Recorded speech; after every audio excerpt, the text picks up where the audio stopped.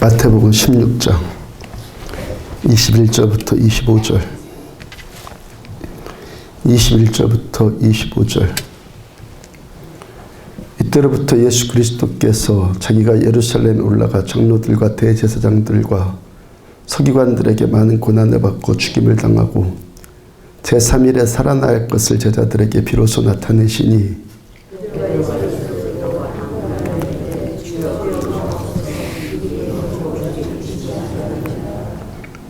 예수께서 돌이키시며 베드로에게 이르시되 사탄아 내 뒤로 물러가라. 너는 나를 넘어지게 하는 자로다.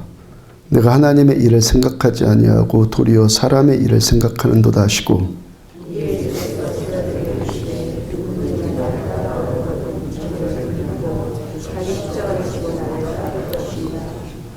24절 25절 두 절 같이 함께 다시 한번 읽습니다.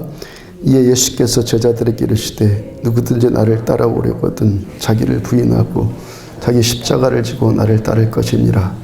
누구든지 제 목숨을 구원하고자 하면 잃을 것이요 누구든지 나를 위하여 제 목숨을 잃으면 찾으리라. 아멘. 인도의 지성인 타고르가 쓴 작품 가운데 기탄잘리라는 이야기가 있습니다. 기탄잘리, 그 뜻은 신께 바치는 노래인데 이런 내용이 들어있습니다. 나는 마을길로 이 집 저 집을 구걸하며 다녔습니다. 그때 갑자기 님의 황금마차가 멀리서 마치 꿈처럼 나타났습니다. 나는 희망이 부풀어 오르기 시작했습니다. 이제 나의 부르는 끝났다고 생각했습니다. 님이 나에게 베풀어 주실 물질과 재화를 기대하며 나는 님이 타고 있는 황금마차를 기다렸습니다. 드디어 황금마차가 내 앞에 멈추어 섰습니다. 님과 시선이 마주치자 님은 미소를 지으면서 내려오셨습니다. 나는 내 생애 최고의 행운이 다가오고 있음을 느꼈습니다. 그때 느닷없이 님은 오른손을 내미시며 말씀하셨습니다. 그대는 내게 무엇을 주려고 왔는가? 아, 거지에게 구걸을 하시려고 님이 손을 내미시다니 그건 얼마나 님다운 농담입니까? 여하튼 나는 얼떨때를 해하며 잠시 멍하니 서 있다가 그제야 내 전대에서 작디 작은 나달 하나 꺼내어 님에게 드렸습니다. 그걸 받아든 님은 내겐 아무것도 주시지 않고 그냥 떠나버리고 말았습니다. 그러나 그날도 저물어 갈 즈음 바닥 위로 내 자루를 털었을 때 그 초라한 누더기 속에서 작디 작은 황금 나달 하나를 발견하게 될 줄이야. 그때 나의 놀라움과 뉘우침이 얼마나 컸겠습니까? 나는 땅을 치면서 울었습니다. 님에게 나의 전부를 바칠 마음을 가졌다라면 얼마나 좋았을까 후회하면서 말입니다. 지난번에 오예배 때 필립 얀시가 쓴 놀라운 하나님의 은혜라는 책에서 그분이 우리 하나님의 백성들을 즐거운 거지다라고 표현해놨다고 제가 말씀드리지 않았습니까? 우리 하나님의 은혜를 갈망하면서 사는 우리들은 거지들인데 하나님께서 우리들에게 은혜 주기를 기뻐하시는 분이기 때문에 어떤 거지요? 즐거운 거지. 그러니까 우리에게 주시려고 하는 분은 우리의 님은 최고의 자비와 사랑, 최고의 능력을 가지신 분이시고 어떻게 해서든지 우리에게 주고 싶어 하시는 분이기 때문에 우리는 우리들의 님, 하나님 앞에서 얼마든지 우리들 즐겁게 거지가 될 수 있어요. 타고르에 의하면은 우리가 그렇게 갈망하고 고대했던 하나님을 만났고 님을 만났고 은혜를 이제 기대하게 되었습니다. 이 거지가 그토록 기다리던 님을 만났어요. 예수님께서 이 땅에 오셨고 십자가에 달리심으로 하나님과 우리들의 화목제물이 되셨고 그래서 이제부터 위를 향해서 우리들의 문이 열렸어요. 구원의 문이 뚫렸어요. 우리는 그래서 하늘 위에 있는 그 구원의 축복들을 얼마든지 누릴 수 있게 되었어요. 근데 타고르에 의하면은 우리가 얻을 것, 고작 황금 나달 한 개뿐일 수 있다는 거예요. 잘못하면 우리가 그렇게 고대하고 기대했음에도 불구하고 우리가 받는 은혜가 겨우 나달 하나 정도로만 그칠 수 있다는 거예요. 오늘 우리가 전능하신 하나님 갈망하지 않습니까? 모든 것 다 가지신 우리님 하나님이 여기 오실지라도 어쩌면 우리 받을 것이 겨우 나달 하나에 그칠 수도 있다는 거예요. 마태복음 21장 10절을 보면은 예수께서 예루살렘에 들어가시니 온 성이 소동하여 이르되 이는 누구냐 하거늘, 예수님께서 제자들과 함께 예루살렘으로 이제 들어가시는데 입성을 하셨어요. 예수님께서 성에 입성하신 것에 대한 사람들의 반응, 예루살렘 성 안에 있는 사람들이 얼마나 환호했으면은 성경은 예루살렘에 온 사람들이 소동했더래. 소동했다란 이 헬라어 단어가 세이오입니다. 세이오인데 그 본래 뜻은 지축이 흔들렸다는 거예요. 예루살렘 이 주민들이 성에 입성하신 예수님 보고 얼마나 열광을 했으면은 땅이 흔들릴 만큼 열광을 했다는 거예요. 그럼 그들이 왜 그렇게 주님을 향해서 환호합니까? 그 바로 전 구절을 보면은 앞에서 가고 뒤에서 따르는 무리가 소리 높여 이르되 호산나 다윗의 자손이여 찬송하리로다 주의 이름으로 오시는 이여 가장 높은 곳에서 호산나 하더라. 죽은 자까지 살리시고 귀신들은 그냥 막 쫓겨나가고 수많은 병자들 다 치유하시고 보리빵 5개와 물고기 2마리 가지고 2만 명 이상을 먹이고, 야 저분은 우리 민족이 그대로 그렇게 대망했던 이 예루살렘 이 사람들이 그렇게 대망했던 우리들의 메시아가 틀림이 없구나 환호를 했어요. 2000년 전 유대인들이 그렇게 대망하고 기다렸던 님을 드디어 만났어요. 금방 또 어떻게 합니까? 그로부터 5일 닷새가 지났어요. 5일. 마태복음 27장 22절 보면은 빌라도가 이르되 그러면 그리스도라는 예수를 내가 어떻게 하랴? 그들 지금 환호하는 그들이 다 이르되 십자가에 못 박혀야 하겠나이다. 불과 5일 전에 호산나 다윗의 자손이여 지축이 흔들릴 만큼 열광 환호했던 자들이 이제 5일밖에 안 지났는데 십자가에 못 박아라 소리 질러요. 이들이 뭡니까 지금? 이들이 예수님의 실상을 본 것이 아니라 자기들이 만들어낸 자기가 원하는 예수, 내가 만들어낸 내가 원하는 예수를 이들이 기대한 것 아니에요. 이들이 유대민족의 수건이었던 그들의 생애 동안 그렇게 기다렸던 메시아를 만났어요. 분명히 만났어요. 그런데 내가 원하는 예수, 자기중심적인 탐욕에 붙들린 내가 바라는 예수, 그 자기중심적인 자아를 버리지 못하니까 겨우 얻은 것이라고는 황금 나달 그것 하나 정도밖에 안 되더라는 거예요. 그래서 쓰는 말 가운데 야, 이 문제의 핵심이 도대체 뭐냐? 이 상황의 핵심이 지금 뭐냐? 이런 식의 말 자주 하잖아요. 이 문제의 핵심이 도대체 뭐냐? 이 말을 영어로 쓰면은 The crux of the matter가 돼요. The crux of the matter. 여기서 핵심으로 번역된 그 크룩스가 라틴어에서 유래된 단어입니다. 크룩스가 그 뜻은 크룩스의 뜻은 십자가예요. The crux of the matter. 이 문제의 핵심, 크룩스가 뭐라고 그랬다고? 십자가. 이 문제의 핵심은 십자가다. 십자가가 핵심이라는 거예요. 십자가가 본질이라는 거예요.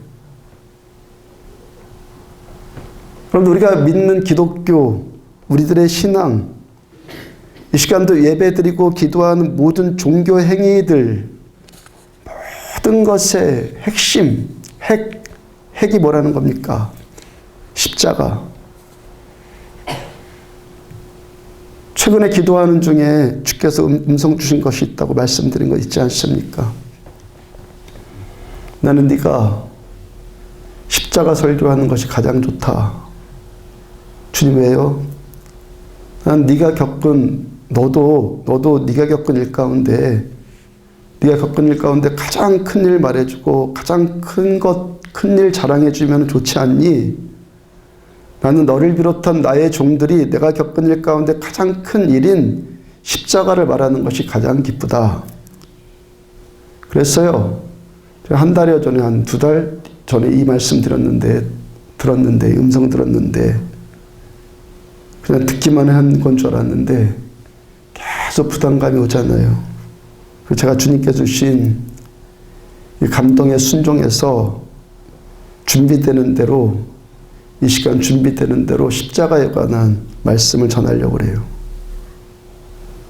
주일 오전 예배 설교 가운데서도 십자가에 관한 말씀이 행여 나오면은 더 깊이 전하려고 마음 먹습니다. 십자가가 본질이고 핵이고 십자가가 중심인데 우리들의 신앙이 십자가가 핵인데 만약에 우리 안에 있는 십자가가 없다면 그건 말도 더 안 되는 것이고 있을지라도 십자가가 죽은 십자가이고 살아있지 않은 십자가라면 어떻게 되겠습니까? 우리 안에 있는 십자가가 산 십자가 되어야 되지 않겠습니까? 십자가에 흐르는 예수님의 피가 다 말라 비틀어진 검은 피, 새까맣게 타버린 피가 아니라 빨갛게 살아있는 선혈되기를 축복합니다. 그러자고 십자가 말씀 전하는 거예요. 오늘 준비하는데 주께서 저한테 직접 원하시는 말씀 준비하니까 얼마나 이 말씀 준비하는데 힘들었는지 몰라요. 부담감 때문에, 영적인 그 누름 때문에 기도해 주시길 부탁드립니다. 이틀 전 월요일날 프리셋 요한계시록 공부하는데 주제가 7년 대환란이었어요. 우리가 지금이요, 지금 다시 오실 예수님 기다리는 마지막 때 7년 대환란의 때를 우리가 지금 살고 있는 거예요. 7년 대환란이 나중에 오는 게 아니에요. 잘못 가르치는 거 이단들이. 2000년 전에 초대교회 때부터가 이미 예수님의 재림을 기다리는 마지막 때잖아요. 예수님 승천하시고 올라간 후로부터 그때부터 이미 마지막 때가 시작이 된 거예요. 그때서부터 이미 7년 대환란이 시작됐단 말이에요. 그러니까 요한계시록의 이 편지가 에베소, 서머나, 필라델피아 등의 아시아의 7교회를 향해서 쓴 편지 아닙니까? 아시아에 있는 2000년 전에 있었던 7교회.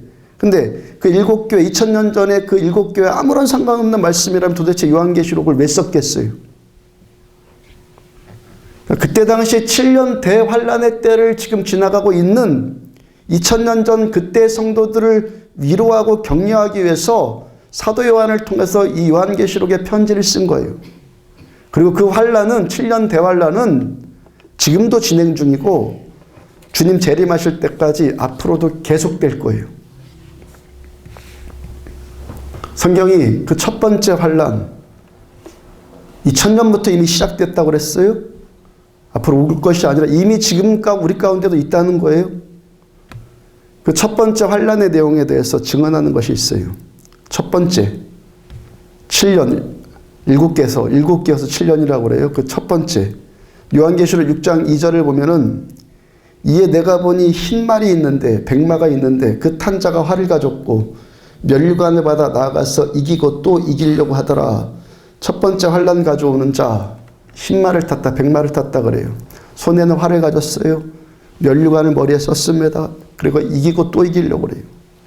백마 탔어요. 면류관 썼습니다. 손에 활 들고 막 승승장구해갖고 이겨나가요. 누가 연상됩니까? 백마 탄 자, 면류관 쓴 자, 이기는 자, 금방 예수님이 연상되지 않습니까? 그런데 이 자가 예수님이 아니라는 거예요. 예수님은 7년 대환란 때 오시지 않고 그 환란이 끝난 다음에 재림하시는 거예요. 그러니까 예수님은 활 들고 싸우는 분이 아니라 예수님 뭐 갖고 싸워요? 그 입에서 나오는 말씀의 검을 가지고 싸우시는 분이요. 활 들고 다니는 분 아니라고요. 그러니까 이 자는 짝퉁 예수예요. 적그리스도.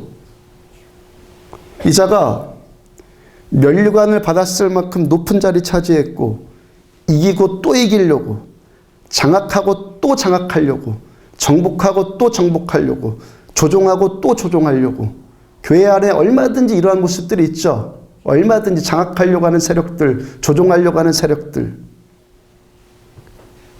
근데 그 방법이 뭡니까? 예수 흉내, 신앙 흉내, 믿음 흉내, 십자가 흉내, 거짓된 위선, 포장, 종교. 예수님과 비슷하게 백마를 타고 있고 주님과 비슷하게 면류관도 하나 뒤집어 쓰고 있고 이기는 흉내도 내고 있고 이 마지막 때 우리가 섬기는 이 땅의 교회들을 향한 교회에 임한 그렇지만 우리가 오늘도 돌파해 나가야 할 첫 번째 환란이 뭐라는 겁니까? 거짓된 위선, 가증함, 포장. 이게 우리가 싸워나가야 될 첫 번째 환란이에요. 거짓의 아버지, 거짓의 아비인 마귀가 거짓의 아비 아니에요. 이 시대에 우리가 섬기는 이 땅 우리 안디옥 교회 가운데 거짓을 뿌려갖고 이 땅의 모든 교회들에게 거짓을 뿌려갖고 교회를 무너뜨리려고 하는 거예요. 제가 여러분들한테 권면하는 거 있잖아요. 살아계신 하나님의 음성으로 들으십시오. 믿음이 부족한 것은 얼마든지 가능성이 있어요. 믿음 부족한 것은 얼마든지 괜찮아요. 그렇지만 가짜 믿음은 소망 없어요. 믿음 연약한 것은 얼마든지 주님께서 받아주시는데 가짜 믿음은 그 회개하지 않으면 소망 없어요.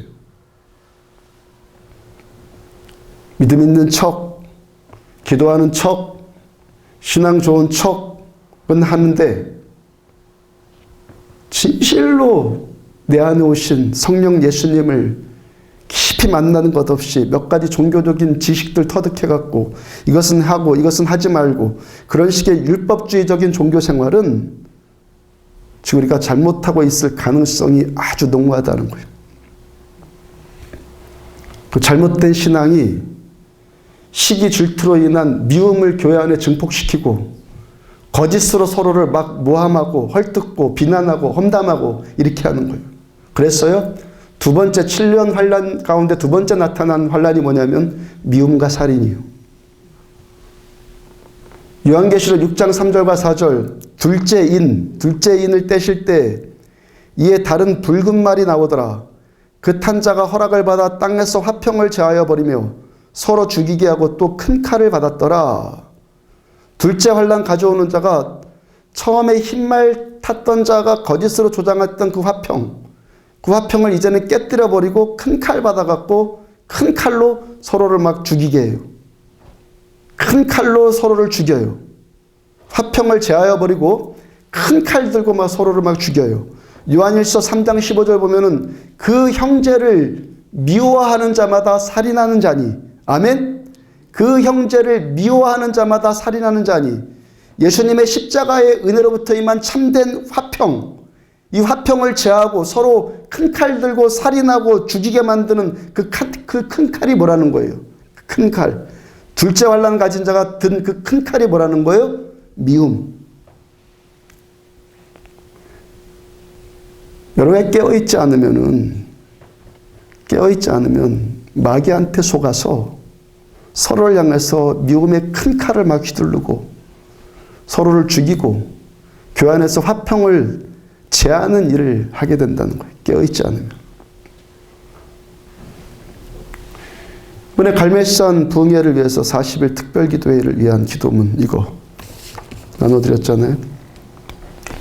오늘 새벽 예배부터 기도문을 함께 읽으면서 기도하는데 거기 강릉을 위한 기도 제목 가운데 이러한 회개 기도의 내용이 있어요. 강릉을 위한 기도 제목 가운데 회개 기도의 내용. 교인 간의 이동, 이간질, 불신, 분열됨으로 인해 연합하지 못한 죄악을 회개합니다. 교회들이 연합하지 못한 죄를 회개합니다. 그 교인 간의 이동, 이간질, 불신, 분열됨으로 인해서 우리 강릉 안에 있는 교회들끼리 연합되지 못한 죄를 회개합니다. 여러분, 어떤 사람이 어떤 교회에 적응하지 못해서 혹은 마음에 안 맞아서 이동하는 문제는 불가피한 문제일 수 있어요. 바람직하지는 않지만 불가피해요. 그런데 그로 인한 부작용이 뭐라는 거예요? 교회와 교회 사이에 목사와 목사 간의 연합을 깨트린다는 거예요. 이동하는 신자들이 입 좀 다물었으면 좋겠는데, 침묵했으면 좋겠는데, 이 교회 가서는 저 교회 욕하고, 이 목사에 가서는 저 목사 욕하고, 그러니까 사람의 키가 얇거든요. 마귀가 또 그 길을 막 간지러 놓으니까 그 불신과 분열됨이 조장될 수밖에 없지 않겠어요? 이런 류의 미움들, 이런 류의 거짓됨들, 그것이 7년 대환란의 시대를 겪고 있는 우리가 오늘도 회개함으로 돌파해 나가야 될 영적 전쟁이라는 거예요. 여러분, 십자가는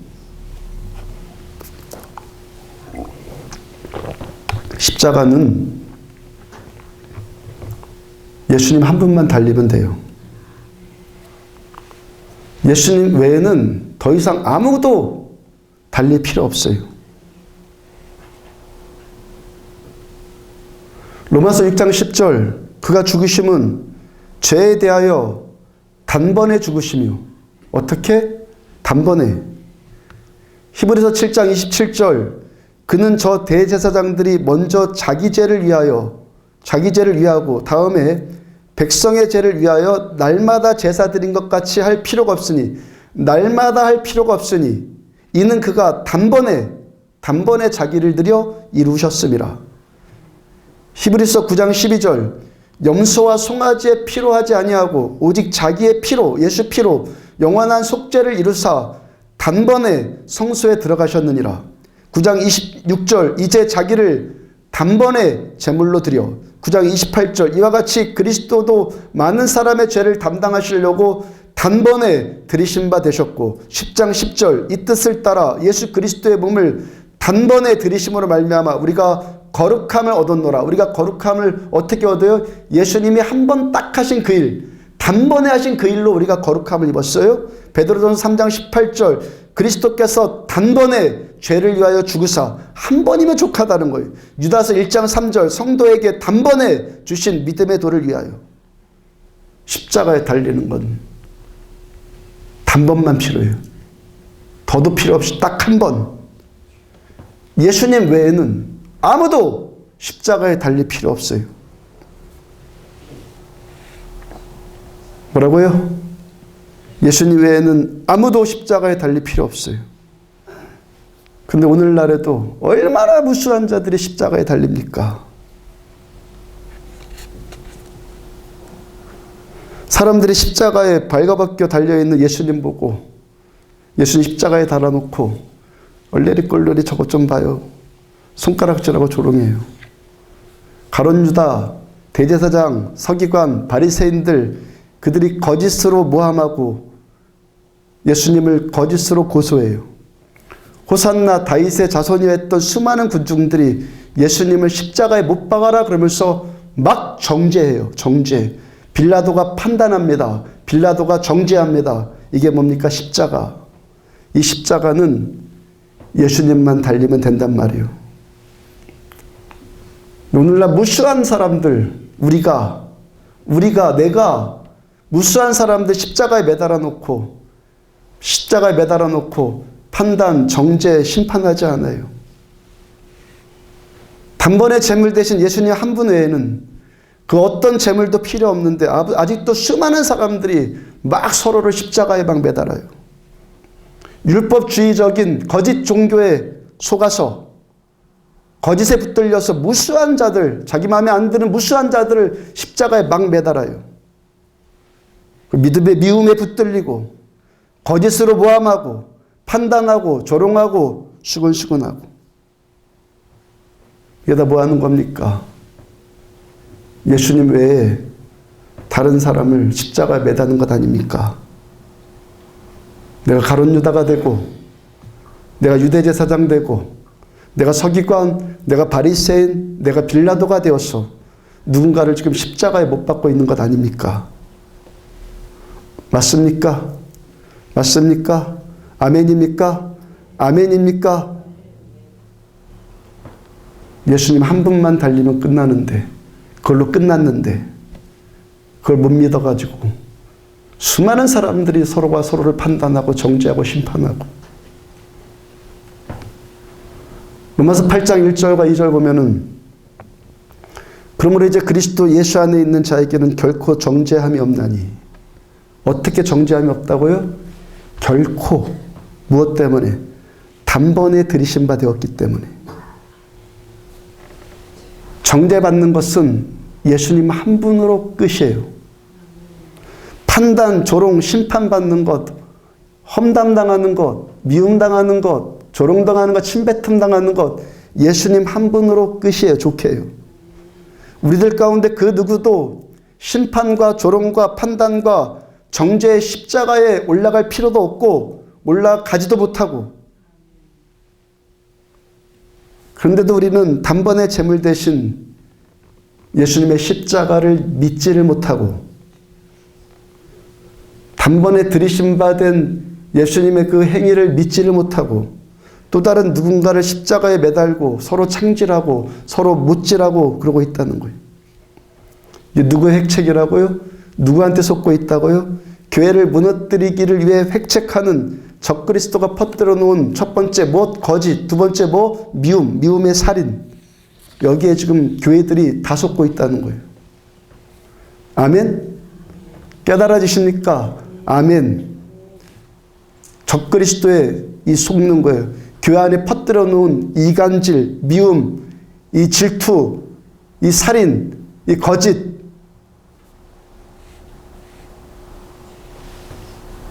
이런 7년 대환란의 시대를 지나가고 있는 우리들, 여전히 보좌에 계신 이와 어린 양을 향해서, 어린 양 대신 예수를 향해서 시와 찬미의 신령한 노래들로 경배와 찬양을 올려드리고 14만 4천의 구원받은 자의 대열에 드는 참된 신자됨의 표지가 뭡니까? 마귀가 퍼뜨려 놓은 이 거짓됨이 난무함 가운데서 나는 진실을 향해서 배고픔을 느껴요. 같이 거짓에 휘둘리지 않고 거짓 따라가지 않고 진리에 대한 배고픔이 느껴요. 마귀가 퍼뜨려 놓은 이 미움들 가운데서 참 사랑을 향한 목마름을 느껴요.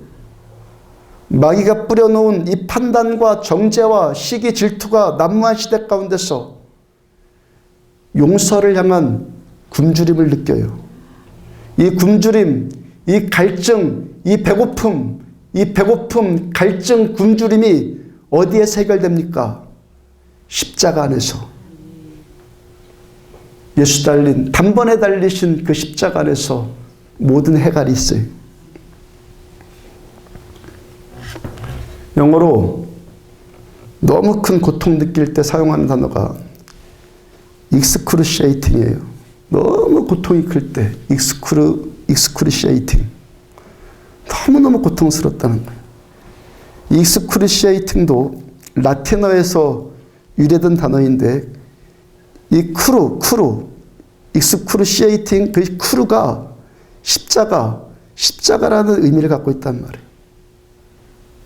십자가로부터 비롯된 단어가 excruciating, 너무 큰 고통. 십자가가 뭐라는 거예요? 너무 큰 고통을 느끼는 자에게 치유와 회복을 주는 것이 십자가라는 거예요. 거짓 때문에 상처. 거짓말로 당하면 너무너무 상처받잖아요. 그 거짓 때문에 상처로 인해서 진리를 향한 갈증 느끼는 자를 십자가가 치유하는 거예요. 미움으로 인한 상처로 인해서 사랑에 배고픈 자를 십자가가 치유하는 거예요. 냉혹함, 무자비함으로 그 상처로 인해서 용서를 향해 목마른 자를 십자가가 치유하는 거예요. 십자가 위에서 이 회복과 치유가 임하는 거예요. 그래서 십자가가 핵이에요. 그럼 우리가 어떻게 이 7년 대환란의 이 고통을 이기고 이 14만 4천의 참 구원받은 자의 대열에 오늘 우리가 설 수 있습니까? 신천지나 어떤 이단들이 가르치는 것 같이 비유필이하는 것, 그런 식의 몇 가지 지식 공부하는 것으로 그런 거 몇 개 공부한다고 14만 4천에 드는 것 아니란 말이에요. 14만 4천에 하나님의 진실된 하나님의 백성들로 드는 것은 우리가 오직 오늘도 십자가 붙들고 십자가로 돌아가고 우리 안에 있는 십자가가 죽은 십자가가 아니라 살아있는 십자가가 될 때 우리가 이 14만 4천의 대열에 드는 거예요. 십자가에 흐르는 예수님의 피가 새카맣게 다 말라비틀어 타들어간 십자가가 피가 아니라 여전히 새빨간 선혈이 되어서 내 안에, 내 심장 안에 흐를 때, 이때 우리가 참 신자들이에요. 십자가는 2000년 전에 로마 정부가 사용했던 사형틀이죠. 사형틀. 그냥 누구든지 매달린 자를 철저하게 죽이는 게 십자가예요. 십자가에 매달리면은 가차없이 죽었어요. 타협이 없었어요. 타협이. 양보도 없어요. 일단 거기에 매달리면은 그 매달린 자를 끝까지 죽여갖고 영원히 침묵하도록 만들어버려요. 그 십자가가 전능하신 하나님의 아들 메시아 그리스도이신 예수님까지 십자가가 가차없이 죽였어요. 기독교 역사 가운데 처음 등장한 십자가는 그런 의미였어요. 타협도 없고 양보도 없고 매달린 자를 가차없이 죽이고 아무런 저항, 아무런 변명 그런 것도 듣지 않고 그냥 영원한 침묵으로 그냥 단번에 빠뜨려 버려요. 그래서 십자가는 그 사형틀에 매달린 자를 철저하게 죽여요. 끝까지 죽여요. 죽이다 마는 경우 없이 단번에 죽여버려요. 그 달린 자를 죽을 때까지 끝까지 죽여놓는 것이 십자가라고요. 이것이 십자가의 원형이에요. 십자가는 죽이는 데 쓰는 물건이고 언제까지 죽인다고요? 죽을 때까지 끝까지 죽여요. 죽을 때까지 철저하게 고통받도록 아무런 타협이나 아무런 양보도 없이 그냥 철저하게 죽이는 거예요. 그 십자가가 하나님의 아들이신 예수님까지 거기다가 매달아서 그렇게 죽였어요. 사도행전 2장 36절 보면은 그런즉 이스라엘 온 집은 확실히 알지니 너희가 십자가에 못 박은 이 예수를 하나님이 주와 그리스도가 되게 하셨느니라. 너희가 십자가에 못 박은 이 예수를 하나님이 주와 그리스도가 되게 하셨느니라. 사도들의 증거예요. 갈라디아서 6장 14절. 그러나 내게는 우리 주 예수 그리스도의 십자가 외에는 결코 자랑할 것이 없나니. 베드로와 바울을 비롯한 사도들이 예수님의 십자가만 자랑했고 예수님의 십자가만 증거하고 다녔어요. 그 다음 사도행전 2장 37절 보니까 그들이 이 말을 듣고 마음에 찔려 십자가의 그 설교를 듣고 증언을 듣고 마음에 찔려 베드로와 다른 사도들에게 물어 이르되 형제들아 우리가 어찌할꼬. 형제들아 우리가 어찌할꼬. 그렇게 회개한 숫자가 3,000명인데 이것은 시작에 불과했죠. 제자들이 가는 곳마다 예수님의 십자가만 증거했고 그들이 지나가는 곳에서 어떻게 됩니까? 십자가만 증거하니까 폭발적인 복음의 능력이 나타나요. 기독교를 철저하게 배척했던 사울이 바울로 변화됐고 악한 자들이 선한 자들로 변화되는 일들이 바뀌는 일들이 막 나타나요. 서로 판단 정죄하는 율법주의를 십자가가 깨버렸고 은혜의 시대가 돌아오게 만들었어요. 한 시대의 정신적인 기반을 완전히 뒤바꿔버리고 흔들어버렸어요. 십자가가. 제자들이 철저하게 십자가 증거하고 그 어떤 타협이나 그 어떤 양보도 없이 십자가만을 자랑하고 증거하니까 십자가를 통해서 영적 혁명이 일어나더라는 거예요. 지난주 목요일 날 주일학교 세미나 있잖아요. 강사로 서셨던 주영광 목사님, 저 이름 외우기 쉬워서 얼마나 감사한지 몰라요. 주영광. 이름대로 아주 열정적이고 성령 충만한 분으로 느껴지시죠? 예, 들으신 분들. 그분의 강의 중에 교회가 말씀에 관한 설교하고 전도에 관한 설교를 할 때 하나님이 가장 기뻐하신다 그랬잖아요. 당연하고 지당한 말씀이죠. 오전 강의가 끝나고 점심 식사하는데 목사님과 제가 겸상하게 되었어요. 제가 지난번으로 그분을 두 번째 대했는데 저분과는 내가 뭐가 생각이 좀 통하는구나. 그게 느껴졌단 말이에요. 그래서 식사 중에 이야기하고 식사가 다 끝나고 일어설 줄 모르고 둘이서 앉아서 계속 진지한 대화를 나누는데 제가 그분께 아까 음성 들었던 그 내용, 나는 내가 십자가 설교할 때가 가장 좋다는 그 이야기를 그분한테 제가 이야기해 드렸어요. 그 목사님이 교회가 말씀에 관한 설교를 하고 전도에 관한 설교를 할 때 하나님이 가장 기뻐하신다. 그렇게 가르친 것에 대해서 제가 반박하려는 의도는 0%도 1%도 안 돼요. 아무 의도들 전혀 아무런 것도 없었어요. 그냥 그 말씀, 그분이 그 말 전한 것 전혀 생각하지도 않고 그냥 제가 받은 은혜를 나누다가 얘기하는 것 가운데 그냥 어떤 의도 전혀 없이 정말 순수하게 그 이야기를 제가 이야기해드렸단 말이에요. 목사님이 흠칫하더니 맞아요, 목사님 그렇군요. 제가 회개해야겠어요. 제가 잘못 전했어요. 주님께서 십자가 설교하는 것 가장 기뻐하는 것이 분명히 맞는데 제가 놓쳤었군요. 제가 강릉에 와서 오히려 목사님을 통해서 깨달음을 얻고 은혜 받고 갑니다. 목사님 정말 이 시대 교회들의 강단에서 십자가 설교가 점점 사라지고 있군요. 최근에 십자가 설교 들은 적도 거의 없고 저 자신도 십자가 설교한 적이 거의 없군요. 제가 세미나 인도하러 다닐 때마다 목사님께 들은 그 이야기를 꼭 인용하고 전하겠습니다. 그러시더라고요. 초대교회는 왜 십자가를 전하는 곳마다 혁명이 일어났습니까? 십자가가 왜곡되거나 변질되거나 축소되거나 타협하지 않았기 때문에 십자가의 복음을 받아들이는 자들을 십자가가 철저하게 죽여놨기 때문에 십자가가 철저하게 죽인단 말이에요. 그런데 점점 그 철저한 십자가가 타협하는 십자가가 되어갔고 완전한 십자가가 축소되는 십자가가 되어갔고 자기 죽음의 십자가가 목에다가 거는 액세서리 십자가가 되어가고 드라큘라 같은 악기를 쫓아내기 위해서 들이미는 부적과 같이 되었고 십자가로만 부족하다 싶으니까 거기다 마늘도 막 갖다 들이밀고 사무엘상 4장 보면은 이스라엘과 블레셋이 전쟁 벌이잖아요. 이스라엘이 4,000명 정도 죽는 대패를 당해요. 이스라엘 백성들이 안 되겠다 싶어서 야 작전을 좀 바꾸자. 그리고 그러는데 그 하나님의 임재의 상징인 언약궤를 갖다 놓고 언약궤를 앞세우고 싸우자 그러잖아요. 그러니까 어떻게 됩니까? 완전 더 참패를 당했고 3만 명이 죽었어요. 오늘날 십자가를 꼭 그 언약궤 같이 쓰고 있단 말이죠.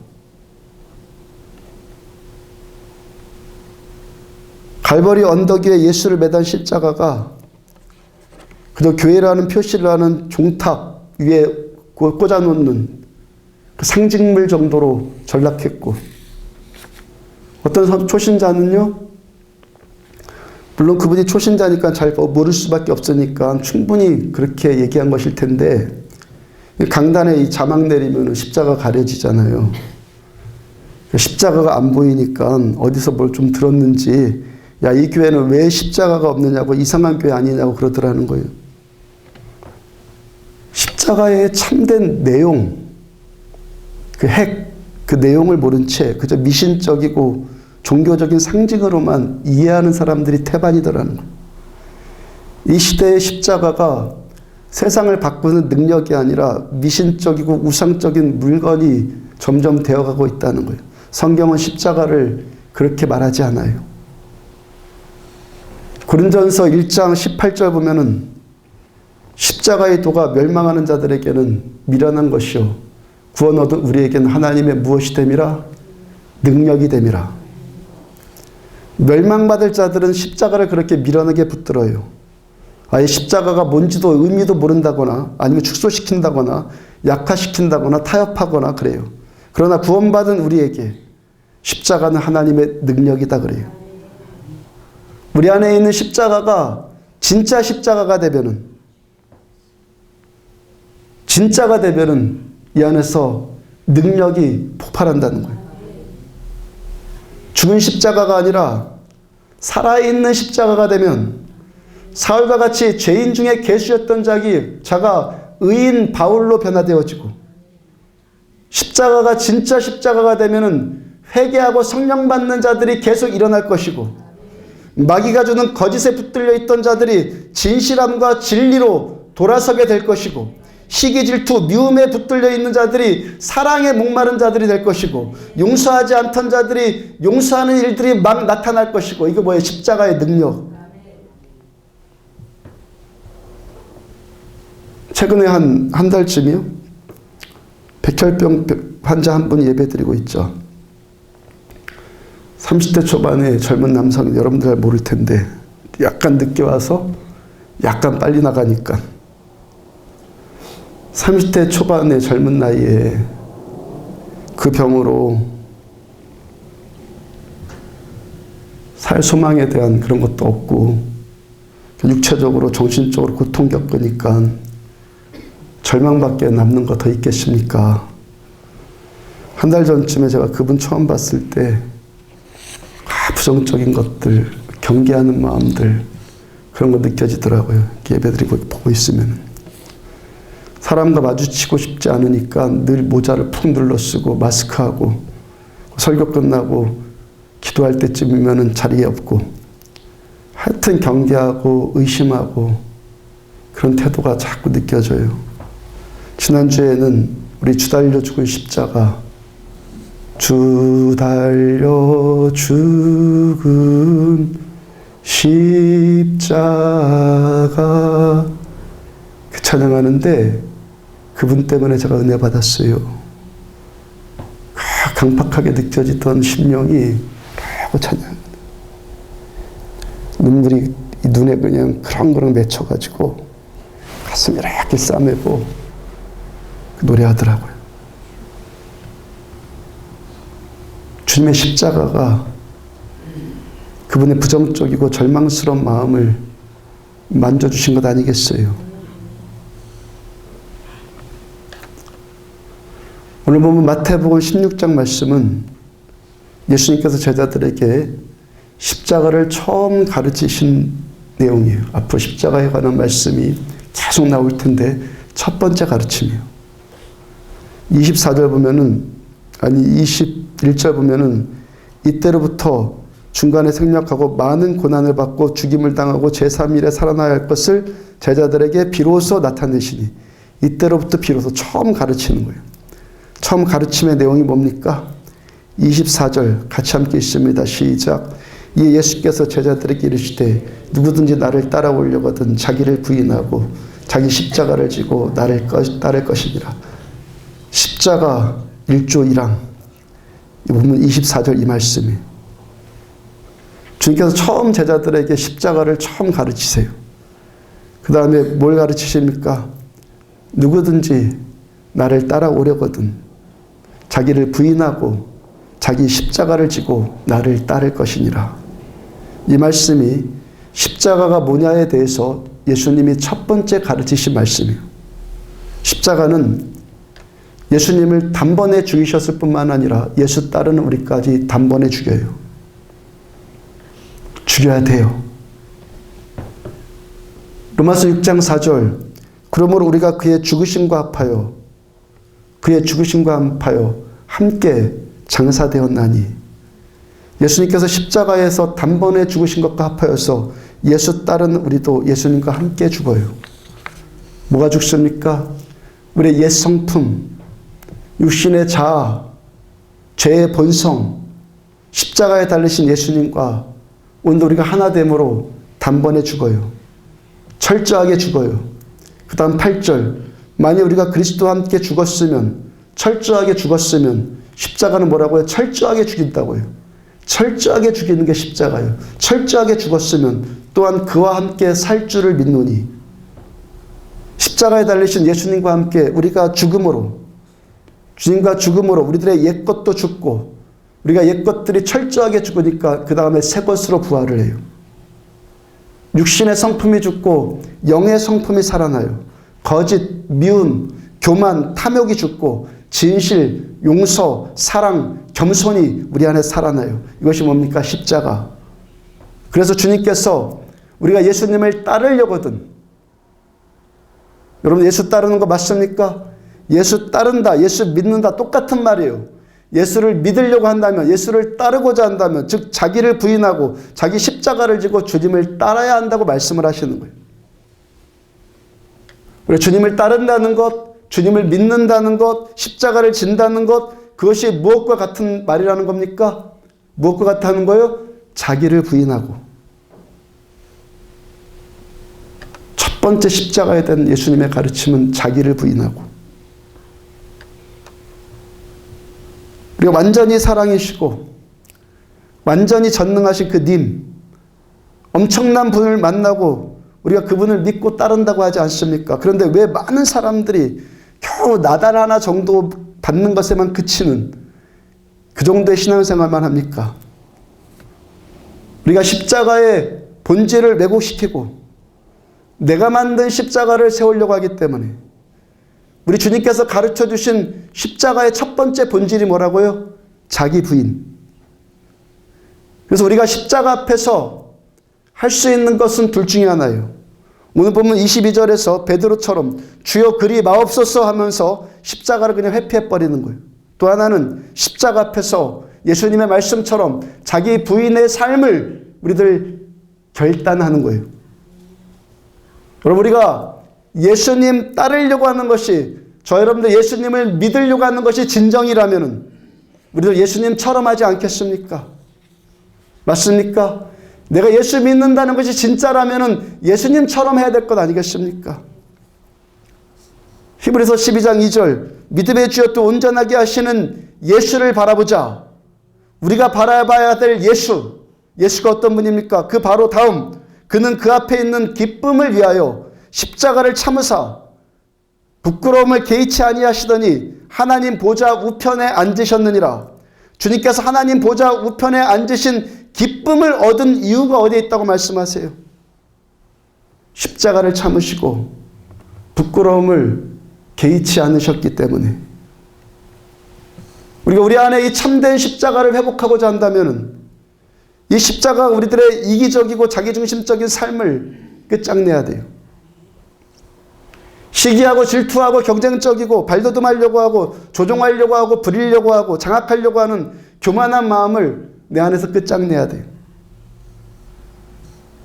부끄러움, 멸시, 조롱, 자존심 상하는 것, 손해보는 것, 마음 상한 것, 고통, 그런 것들 참아야 돼요. 철저하게 죽이려고 해야 돼요.